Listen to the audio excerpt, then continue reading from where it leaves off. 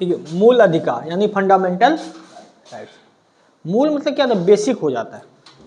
यानी ये मूल अधिकार वैसे अधिकार है जो किसी भी व्यक्ति को चाहिए, किसके लिए, उसके राजनीतिक, आर्थिक, सामाजिक और नैतिक विकास के लिए। यानी मूल मतलब क्या, जो बेसिक, कम से कम आपको चाहिए। जैसे मान के चलिए, जैसे आप लोग यहाँ हैं तो आप लोग मूल आवश्यकता क्या है, रोटी, कपड़ा और मकान तो होना ही चाहिए, है कि नहीं। या जैसे मान लो कोचिंग ही चला रहे हैं तो हमारी मूल आवश्यकता क्या है, बोर्ड होना चाहिए, पेन होना चाहिए, बैठने के लिए जगह चाहिए, है नहीं।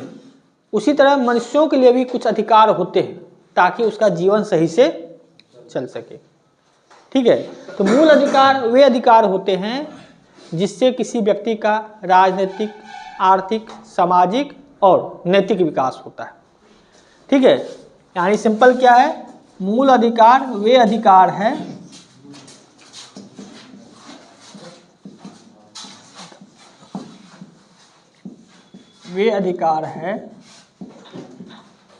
जो व्यक्तियों के राजनीतिक, सामाजिक, आर्थिक एवं नैतिक विकास के लिए अत्यंत आवश्यक है।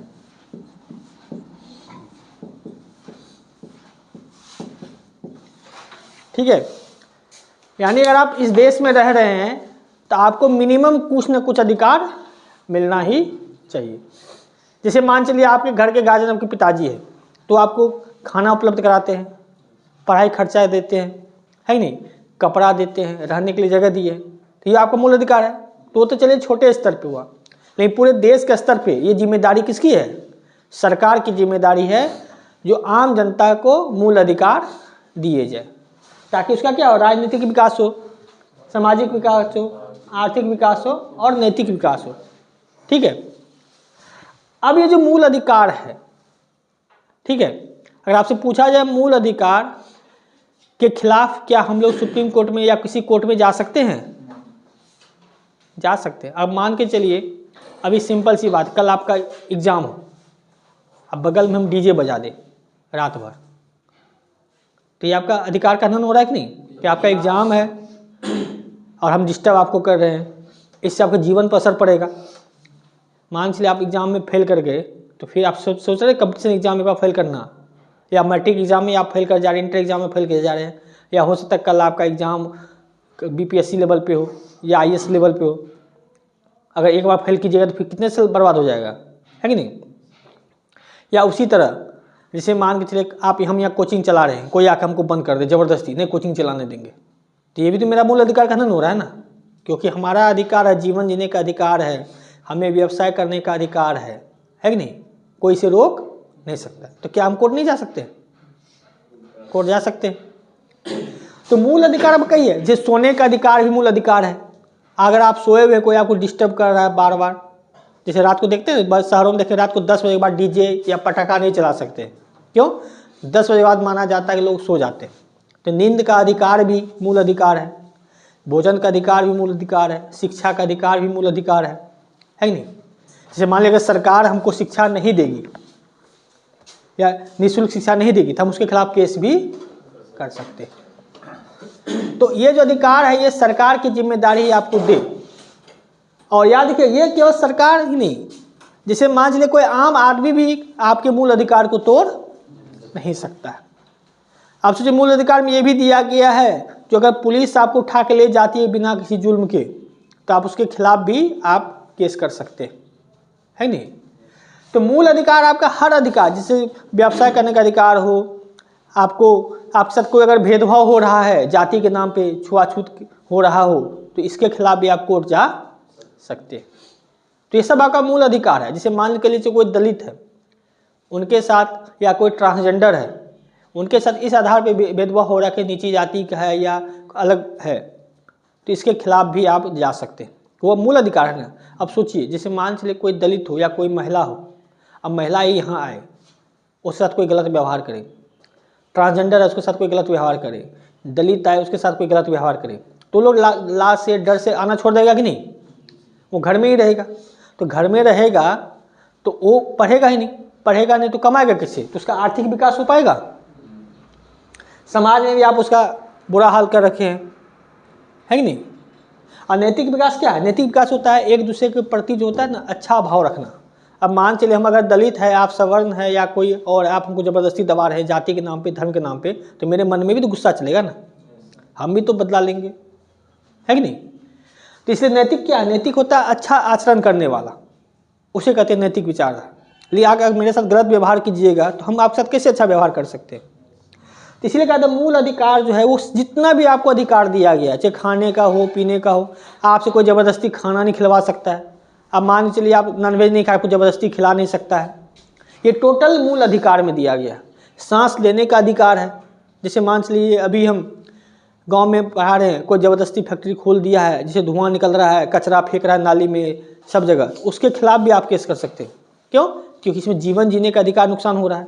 वह बीमार हो तो मरने का डर है ना। आप कचरा फैला रहे हैं, जाकर नदी तालाब में कचरा डाल दिए, अब जो नदी पे डिपेंड करता है पानी पीता है उसको मरने की संभावना है। तो ये सब जो मूल अधिकार है हर व्यक्ति को चाहिए। अगर आप हैं तो आपको इतना चाहिए ही चाहिए, इसके बिना आपका जीवन असफल हो जाएगा, यानी जीवन आपका बर्बाद हो जाएगा, आप कहीं के रहने लायक नहीं रहेंगे। तो इसीलिए कहा गया जो मूल अधिकार वे अधिकार है जो व्यक्ति के राजनीतिक, सामाजिक, आर्थिक और नैतिक विकास के लिए अत्यंत आवश्यक है, अत्यंत यानी बहुत आवश्यक है, इसके बिना आप चल नहीं सकते हैं। और ये क्या है? ये न्यायोचित भी है। न्यायोचित मतलब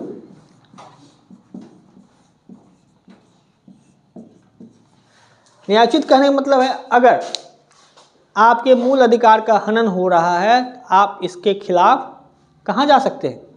न्यायालय जा सकते हैं। ठीक है, जैसे मान के चलिए अभी हम यहाँ पढ़ा रहे हैं, हम आपको एक चीज़ और बताए थे, जैसे मान कोई लड़का यहाँ आए बदमाशी करे, हम उसको भगा दें ज़बरदस्ती, अब कल जा कर के फेसबुक पे व्हाट्सएप में कोचिंग का बुराई करना शुरू कर दे, तो इसके खिलाफ भी है, हम उसके केस कर सकते हैं, क्योंकि मेरा मूल अधिकार भाई हम बिजनेस चला रहा है, मेरे बिजनेस को बर्बाद कर रहे हैं, तो हम आप पे मानहानि का केस कर सकते हैं। तो उसके बाद सीधे हाईकोर्ट या सुप्रीम कोर्ट, यहाँ डिस्ट्रिक्ट कोर्ट से काम नहीं चलता, सीधे हाईकोर्ट, कम से कम हाईकोर्ट। तो हर चीज़ के पीछे अधिकार दिया हुआ है। तो ये न्यायोचित है, आप केस कर सकते हैं अगर आपके खिलाफ आपका कोई मूल अधिकार हनन कर रहा है कि नहीं? अगर हम आपको किसी रूम में बंद करके एक दिन से ऊपर रख दे या किडनैप कर ले तो उसके खिलाफ भी आप तो केस तो होता ही है। पुलिस भी अगर आपको पकड़ लिया है तो 24 घंटे के अंदर कोर्ट में पेश नहीं करता है तो उसके खिलाफ भी केस हो सकता है, क्योंकि नियम में पुलिस पकड़ेगा तो 24 घंटे के अंदर उनको कोर्ट में पेशी करना। हाँ, बीच में अगर रविवार आ जा रहा है तो चले एक दिन बढ़ जाता है, लेकिन उसको 24 घंटे के अंदर पेश करना है।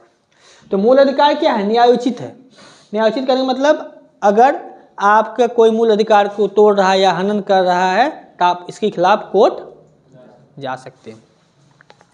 अच्छा ये बताइए, तो मूल अधिकार जो है नकारात्मक अधिकार है कि सकारात्मक अधिकार है? ये नकारात्मक अधिकार है। नकारात्मक क्यों कहते हैं? हम अपने हिसाब से नहीं सोचिए, सरकार जो कोई काम करती है तो सरकार के किसी काम से मान अगर मेरा मूल अधिकार का हनन हो रहा है तो हम सरकार के खिलाफ केस कर देते हैं, तो सरकार के लिए नकारात्मक हुआ कि नहीं? यानी अगर सरकार या कोई राज्य सरकार हो, केंद्र सरकार हो, कोई ऐसा काम कर रही है जिससे आपका मूल अधिकार का हनन हो रहा है तो आप उसके खिलाफ केस कर सकते हैं। तो ये क्या है? ये लोगों को दिया गया एक अधिकार है। किसके खिलाफ? सरकार के खिलाफ। सरकार भी ऐसा नहीं कर सकती है जो आपके, अगर मान लीजिए सरकार कोई कानून बना दे जो सवर्णों के लिए स्कूल होगा, इसमें दलित एडमिशन नहीं लेगा, तो इसके खिलाफ आप केस कर सकते हैं, आप रोक लगा सकते हैं। सरकार ऐसा कर दे खाली सवर्णों को नौकरी दे, पुरुषों को नौकरी, महिलाओं को नौकरी न दे, इसके खिलाफ भी केस कर सकते हैं। यानी क्या है? मूल अधिकार क्या है? एक नकारात्मक अधिकार है। क्या है? नकारात्मक अधिकार, जो राज्य के खिलाफ, राज्य मतलब होता है देश की सरकार या राज्य की सरकार, राज्य के खिलाफ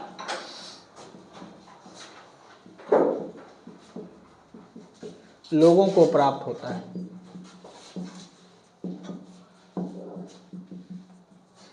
लोगों को प्राप्त होता है। ठीक है, यानी मूल अधिकार का हनन कोई नहीं कर सकता, चाहे वो सरकार हो या आम जनता। आप भी नहीं कर सकते किसी मूल अधिकार हनन। तो अच्छा एक चीज बताइए, यहाँ तक तो आपको क्लियर हो गया, मूल अधिकार बेसिक है, आपको चाहिए। इसका कोई अगर हनन करता है तो आप कहाँ जा सकते हैं? कोर्ट जा सकते हैं। और ये क्या, एक प्रकार का नकारात्मक अधिकार है। तो एक चीज बताइए, क्या मूल अधिकार असीमित है? क्या मूल अधिकार पर रोक लगाया जा सकता है? मूल अधिकार पर नहीं लगाया जा सकता है।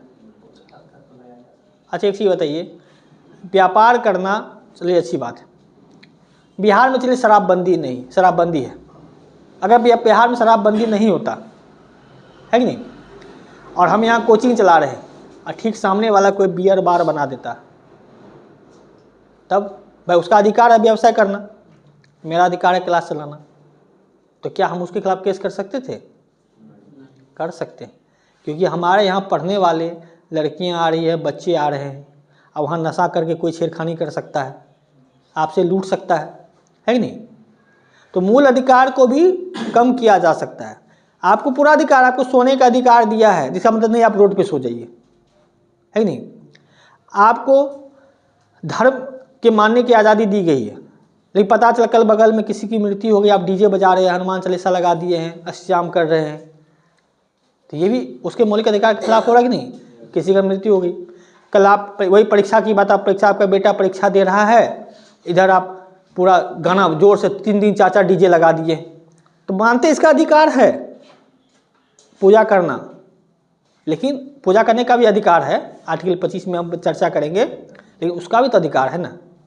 अब देखिए, पूजा को थोड़ा स्लो कर दीजिएगा, इससे किसी को नुकसान नहीं हो रहा है, लेकिन मैट्रिक परीक्षा हो या कोई मान कोई हार्ट का पेशेंट, तो आप डीजे लगा दिए, डांस कर रहे हैं, है कि नहीं?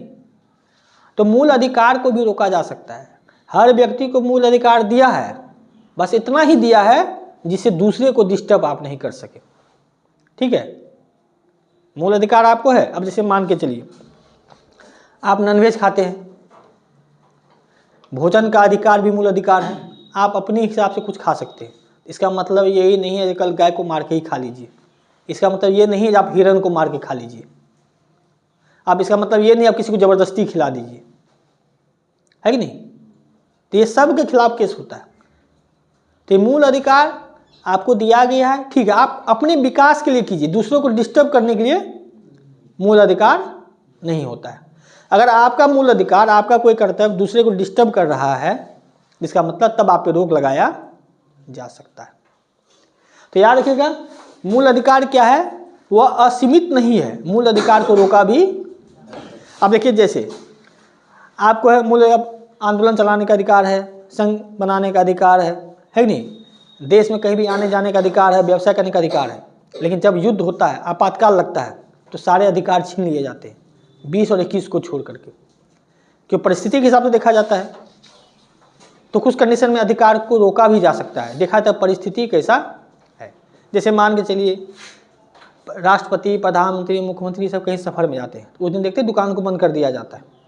तो आपका व्यवसाय का अधिकार है कि दुकान चलाने का अधिकार है, लेकिन कुछ दिन के लिए, कुछ समय के लिए रोक दिया जाता है, दिन भर के लिए, ताकि राष्ट्रपति आ रहे हैं, प्रधानमंत्री आ रहे हैं, मुख्यमंत्री आ रहे हैं, राज्यपाल आ रहे हैं।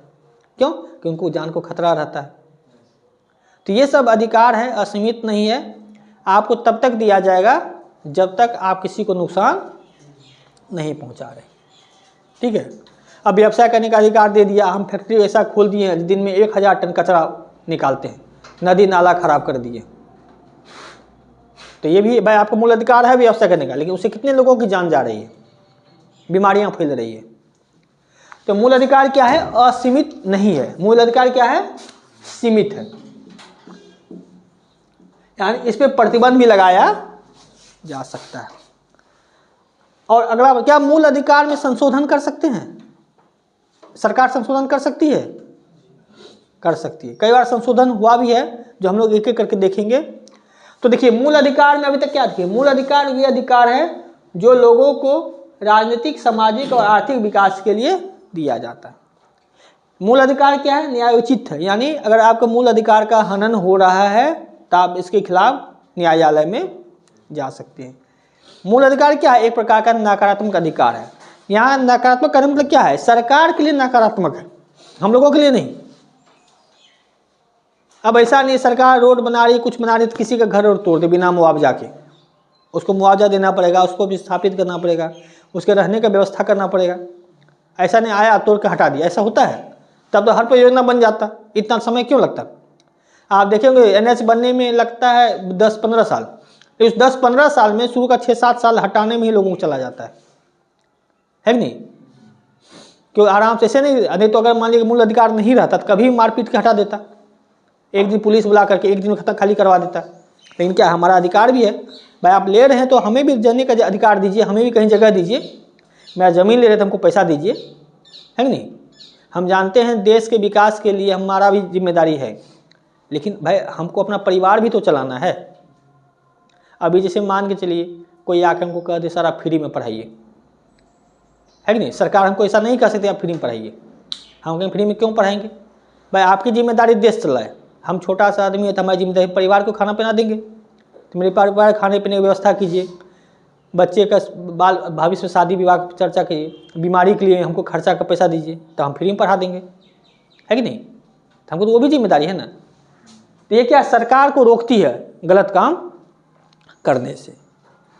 उसके बाद ये असीमित भी नहीं है, ये जरूरत पड़ने पे कम किया जा सकता है। कब कम किया जा सकता है? जब आपके मौलिक अधिकार के कारण दूसरा का मौलिक अधिकार का हनन हो रहा है।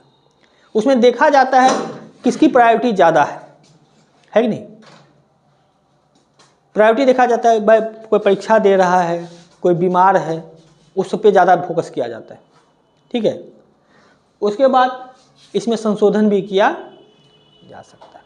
और सबसे बड़ी बात, मूल अधिकार की चर्चा हमारे संविधान में कहाँ से कहाँ तक है? भाग 3 में अनुच्छेद 12 से लेकर के 35 तक। तो ये सवाल आपका ज़्यादा इंपॉर्टेंट हो जाता है। तो यहाँ हर चीज़ अगर आप BPSC लेवल पर दीजिएगा तो 3 लाइन लिख देगा, इसमें कौन सा कथन सही है कौन सा कथन गलत है, ऐसे लाइन लिख देता, न्यायोचित है, नकारात्मक है, और सब जल्दी भी सकारात्मक मार देता है। तो मूल अधिकार की चर्चा भारतीय संविधान के भाग 3 में अनुच्छेद 12 से लेकर के। अच्छा ये बताइए मूल अधिकार किस देश से लिया गया? अमेरिका यानी USA से। तो ये सब फैक्चुअल पॉइंट है। सवाल बनेगा मूल अधिकार कहाँ से लिया गया है? अमेरिका से। किस भाग में चर्चा है? 3 में अनुच्छेद 12 से लेकर के। ये सब कंसेप्चुअल है जो आपको BPSC या UPSC लेवल पे पूछा जाता है, और बाकी वनडे लेवल पे आपको ये सब पूछा जाएगा, ठीक है। देखिए जब हम लोग करते हैं मूल संविधान में, तो यानी आपको पता है भाग 3 के अनुच्छेद 12 से 15 तक मूल अधिकार की चर्चा की गई है, ठीक है। 12 से 35 तक। अब जब मूल संविधान बना था तो हमारे पास कितने मूल अधिकार थे? 7 मूल अधिकार थे, यानी 7 प्रकार के। जब संविधान बना था तो हमारे पास 7 प्रकार के मूल अधिकार थे।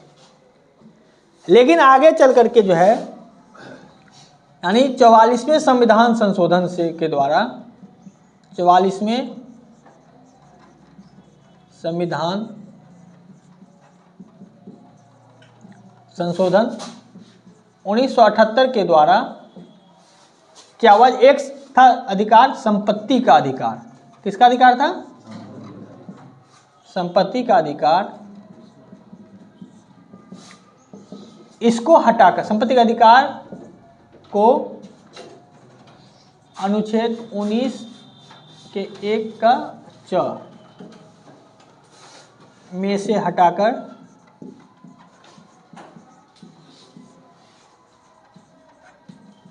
अनुच्छेद 300 क में डाल दिया।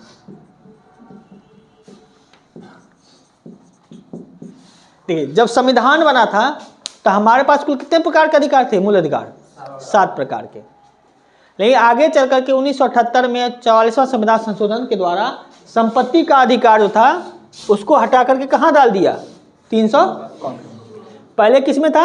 19 के 1 के 4 में। पहले ये मूल अधिकार था, बाद में इसको हटा के 300 कॉमे डाल दिया और इसको क्या बना दिया? विधिक अधिकार। विधिक अधिकार यानी अब जो संपत्ति का अधिकार है वो मूल अधिकार नहीं है, वो कौन सा अधिकार है? विधिक अधिकार। यानी अब आपका कोई अगर संपत्ति छीन रहा है, कुछ कर रहा है, तो आप केस कर सकते हैं, लेकिन उसको मूल अधिकार की तरह ट्रीट नहीं होगा, उसको एक नॉर्मल विधिक अधिकार की तरह ट्रीट होगा। क्यों? क्योंकि मूल अधिकार नहीं है। तो आखिर देखिए इसको क्यों हटाया गया? हटाया इसलिए गया क्योंकि जैसे मान के चलिए, सिंपल समझिए, आपके पास 25 बीघा जमीन है, ठीक है।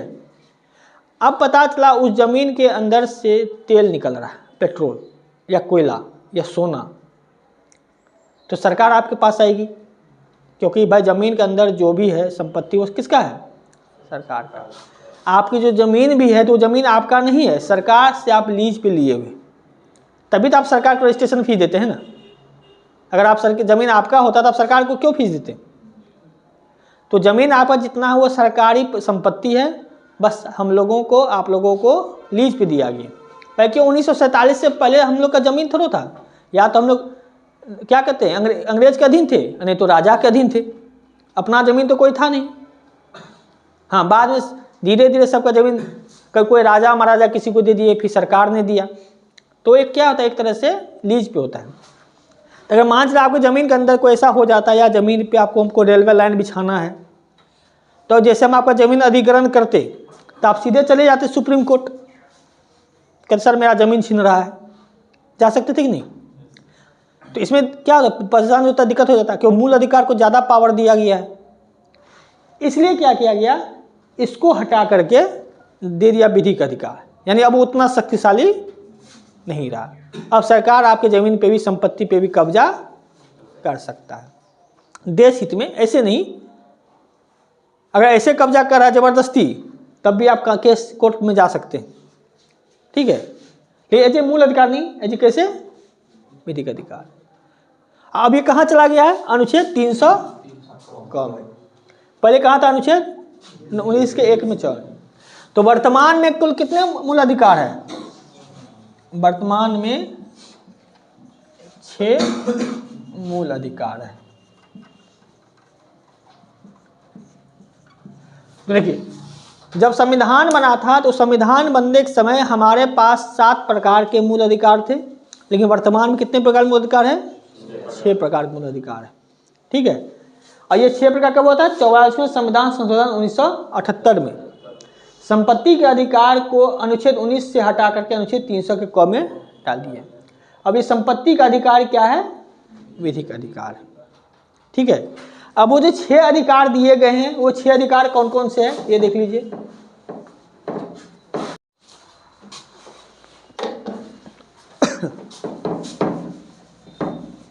तो देखिए हमारे पास जो 6 मूल अधिकार है, सबसे पहले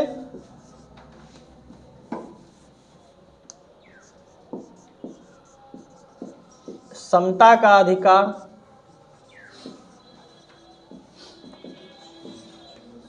इसकी चर्चा कहाँ से है? अनुच्छेद 14 से लेकर के 18 तक। यानी अनुच्छेद 14 से लेकर 18 तक किसका अधिकार है? समता का अधिकार।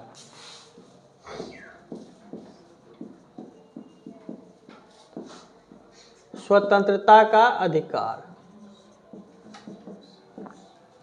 यानी अनुच्छेद 19 से लेकर के 22 तक। तीसरा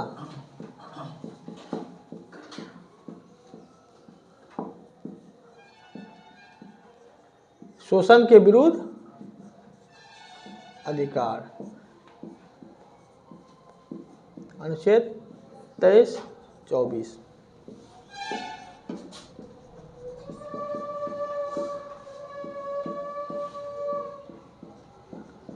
धार्मिक स्वतंत्रता का अधिकार, अनुच्छेद 25 से 28। पांचवा है संस्कृति एवं शिक्षा संबंधी अधिकार।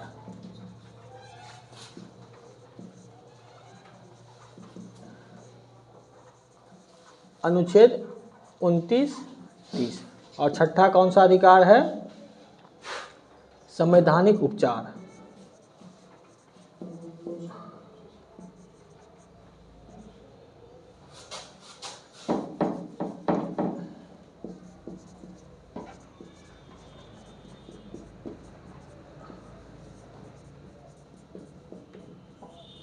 अनुच्छेद 32।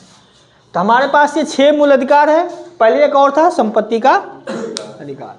तो देखिए पहला अधिकार है संपत्ति का अधिकार, यानी अनुच्छेद 14 से लेकर 18 तक किसका है? समता का अधिकार। समता मतलब समानता, भेदभाव को समाप्त करने जैसी समानता है। दूसरा है 19 से 22 तक स्वतंत्रता।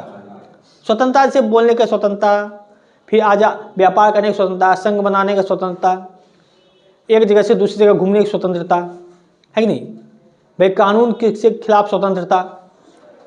तीसरा है शोषण के विरुद्ध अधिकार। अगर आपका कोई शोषण कर रहा है, आपसे ज़बरदस्ती काम करा रहा है, बलात्श्रम यानी जबरदस्ती लाठी के बल पे काम करा रहा है, बच्चों को काम करा रहा है, महिलाओं को देर रात काम करा रहा है, ये सब किस पे है? धार्मिक स्वतंत्रता का अधिकार है। धर्म से जुड़ा हुआ जो भी आपको पूजा पाठ करने का अधिकार है, अंतःकरण की स्वतंत्रता, सब कहाँ से कहाँ तक है? 25 से।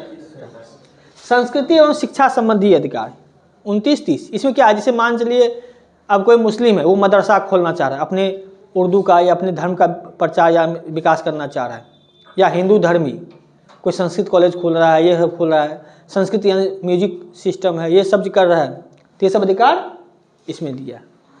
हाँ, संवैधानिक उपचार क्या है? अगर कोई भी मूल अधिकार आपका हनन हो रहा है तो उसके लिए संविधान इसका उपचार है। उपचार मतलब क्या है? इलाज कर रहा है। उपचार मतलब उसको ठीक करता है। अगर आपका कोई भी अधिकार बर्बाद हो रहा है तो आप कहाँ जा सकते हैं? इसमें सुप्रीम कोर्ट को ये अधिकार दिया गया, उच्चतम न्यायालय को, जो आपके जो भी चर्चा क्या कहते हैं मूल अधिकार है, इसकी रक्षा करना। ये जिम्मेदारी किसकी है? सुप्रीम कोर्ट का जो कहा जाएगा कोई एक सबसे पावरफुल और शक्ति क्या है? वो है मूल अधिकार की रक्षा करना।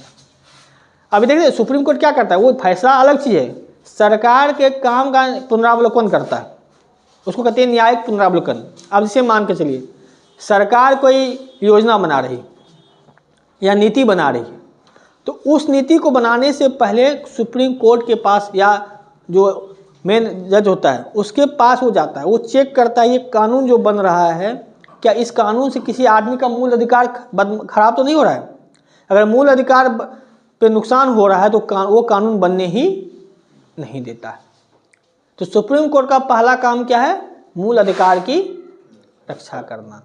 तो देखिए हमारे संविधान जो बना था तो 7 मूल अधिकार थे, जिसमें से समता का अधिकार, स्वतंत्रता का अधिकार, शोषण विरुद्ध अधिकार, धार्मिक स्वतंत्रता का अधिकार, संस्कृति एवं शिक्षा संबंधी अधिकार, संवैधानिक उपचार था। एक और कौन था? जिसको 1978 में 44वें संविधान संशोधन द्वारा हटा दिया गया। अब हमारे पास कितने अधिकार बचे हैं? 6 मूल। ठीक है, आपको सिंपल सीधे पूछ देगा 6 मूल अधिकार कौन कौन से हैं, या चार्ट दिखेगा इसमें कौन सा है कौन सा नहीं है, 3 इसमें से दे देगा, एक उठा के ये दे देगा, है कि नहीं? या ऐसा हो सकता है ए में ऑप्शन ये, बी में ये, सी में ये दे देगा, डी में देगा उपयुक्त सभी, ऐसा भी दे सकता है। या हो सकता है ए में ये दे दे, बी में ये दे दे, सी में ये दे दे, डी में दे दे केवल ए और बी, ऐसे भी दे सकता है। तो ये आपको पूरा दिमाग में याद, शुरू के 51 अनुच्छेद तक, 1 से लेकर 51 अनुच्छेद आपको रटा हुआ होना चाहिए। फिर इसके बाद इंपॉर्टेंट आएगा, लेकिन 51 तक आपको रटा हुआ होना चाहिए। सोचिए ये आपके लिए जब इसको पढ़िएगा तो किसी व्यक्ति के लिए सबसे शक्तिशाली जो कोई भाग है संविधान का वो है भाग 3। इसको अगर आप पढ़िएगा आपको ना तो पुलिस का डर रहेगा, ना ही सरकार का डर रहेगा, ना ही किसी व्यक्ति का डर रहेगा। इसमें सारा चीज़ आपको दिया गया है कैसे किससे बचना है। ठीक है, लिखिए यहाँ तक।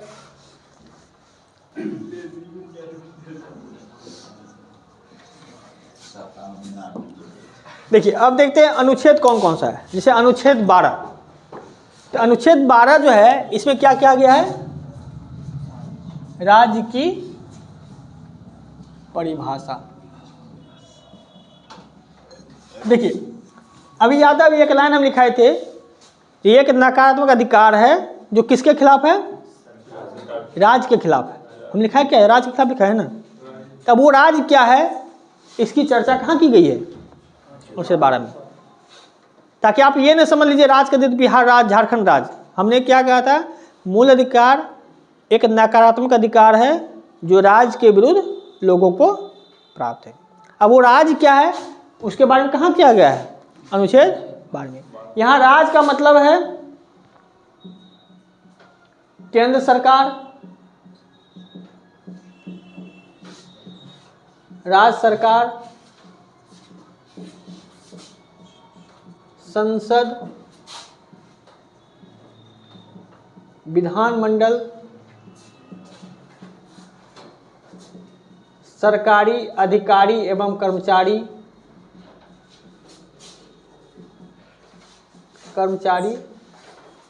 और संविदा पर काम करने वाले।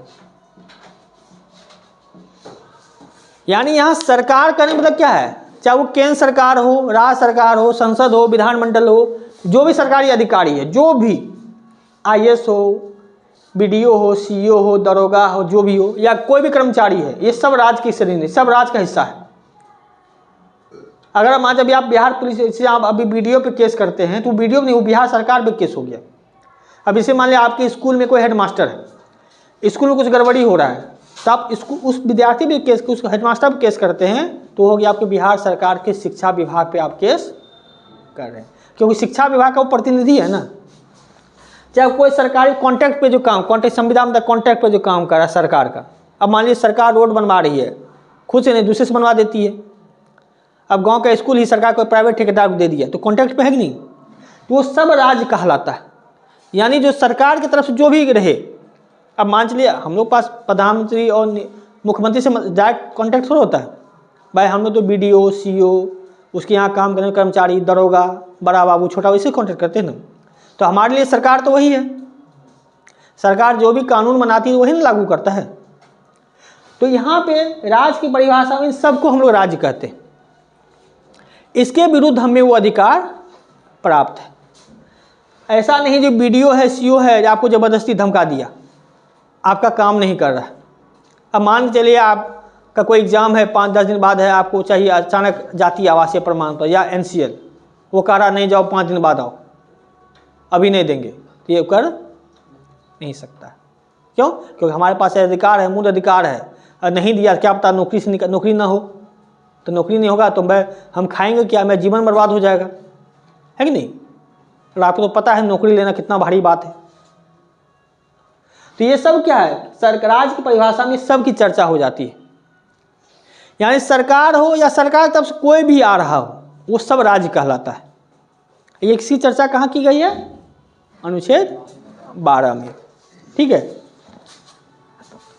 और यही गलती हम लोग एक बार कर दिए थे, क्लास टेस्ट दे रहे थे दिल्ली में, राज्य की परिभाषा में हम लोग सरकारी अधिकारी कर्मचारी पे फोकस नहीं किए, हम लोग इस पे मार दिए, इसको भी गलत सिद्ध कर दिए। ठीक है, लेकिन ये भी होता है, ये सरकार की तरफ से है ना, सरकार का प्रतिनिधि है। ठीक है। अगला है अनुच्छेद 13। यानी इसमें यह कहा गया है मूल अधिकार असीमित नहीं है,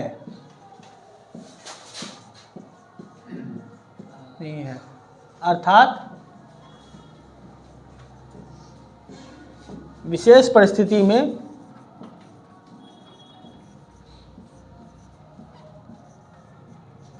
मूल अधिकार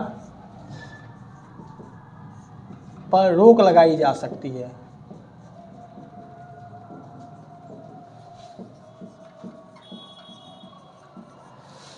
अभी जो बताए थे मूल अधिकार मतलब ये नहीं जो आप जो मन है वो कर दीजिए।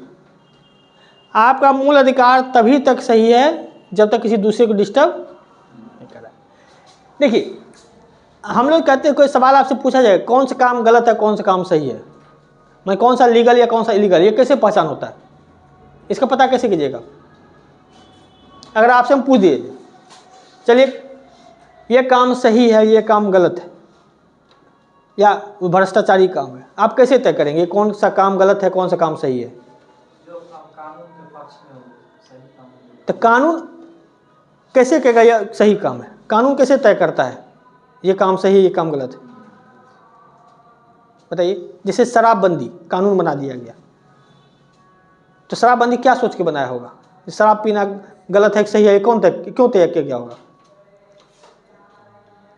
जिस चीज से लोग को नुकसान होता है, जो दूसरे का मौलिक अधिकार हनन करता है। जैसे मतलब आप शराब पिए आकर अपने बीवी बच्चों को पीते, है कि नहीं? शराब पीने के बाद क्या होता था? सारा खर्चा आप शराब पीने में खर्च कर देते थे, आप बच्चों को शिक्षा नहीं देते थे। अब बच्चों का शिक्षा मूल अधिकार है। क्या आर्टिकल यानी अनुच्छेद 21 में चर्चा किया कि बच्चों को शिक्षा देने का अधिकार किसका है? बच्चों को शिक्षा लेने का अधिकार है।